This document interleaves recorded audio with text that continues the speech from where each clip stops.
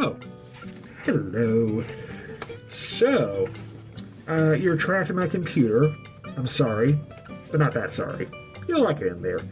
Every time a digital me stuff happens, it's kind of like Digimon, but you're naked and a cat, and gender is optional at that point. Actually, a lot like Digimon. So, while you're here, I'm going to talk about one of my other hobbies aside from being, all this wonderfulness. Toys. Specifically, action figures. Let's start off with something a little exotic. By exotic, I mean lizard. And by lizard, I mean from Japan. And Japan, I mean Godzilla. I'm going to talk about a Godzilla figure. Ah. This lovely thing. So, this is the exquisite, basic Godzilla from the film Godzilla vs. King Ghidorah from 1992 or 1. I could look, but, effort, me, not happening.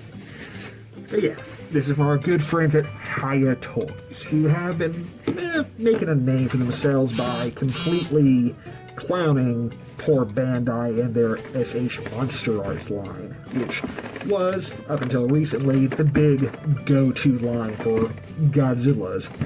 And that line over time has become fiddly, horrifyingly expensive, low on accessories, so on and so forth. I'm done with them. Because there's a new king in town. A much better king, in fact. Let's take a look-see.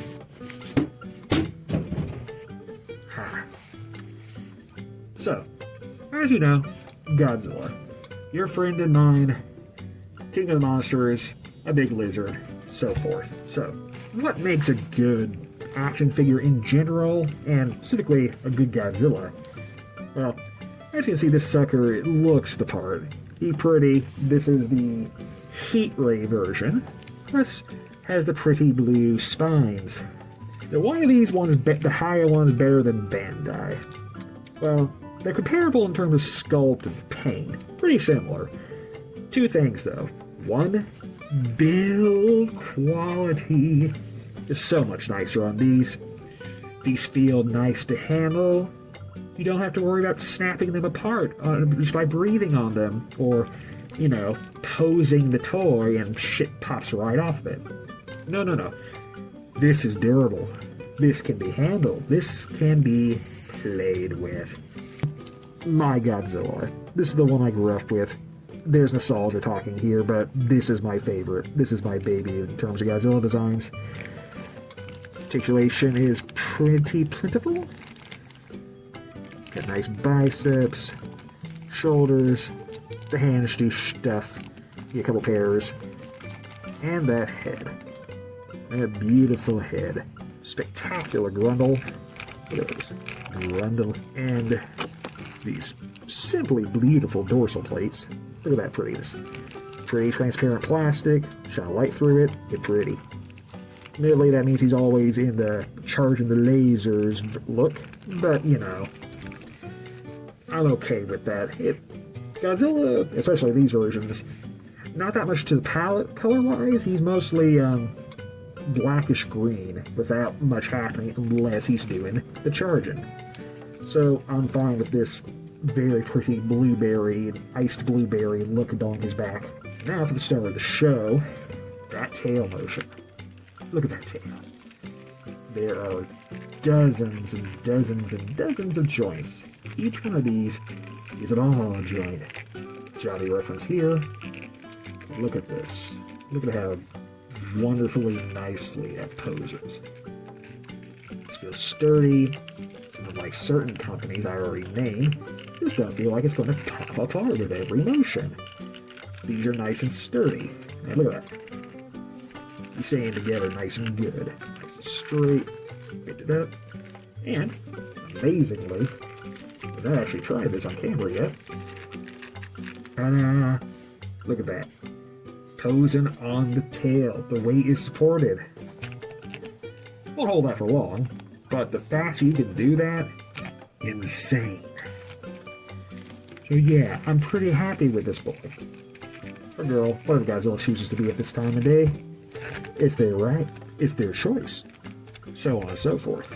So, what else comes with the Zill, with the big G Zill, King, Queen, whatever you like of monsters? Not a lot, but considering Bandai tends to, have nothing, something is an automatic win. You have a beam effect. This could go on your butt. I don't recommend it. A couple hands and more splayed poses. Not the most exciting thing, but instead of having hinges, this'll do fine. Not a lot, but important, critical things to have with any Godzilla.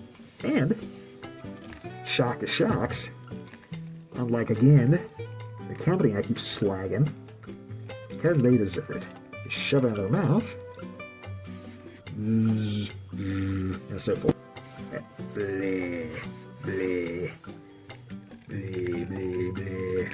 We're in 3D. 3D. To the uninitiated, what is scale? Scale is how big something is against each other concerning action figures. So what do I got handy? I have Pun Pun Chan. 1/12 scale, 6 inches roughly, give or take, depending how Hasbro feels this today. Hiya's toys is kind of doing their own scale.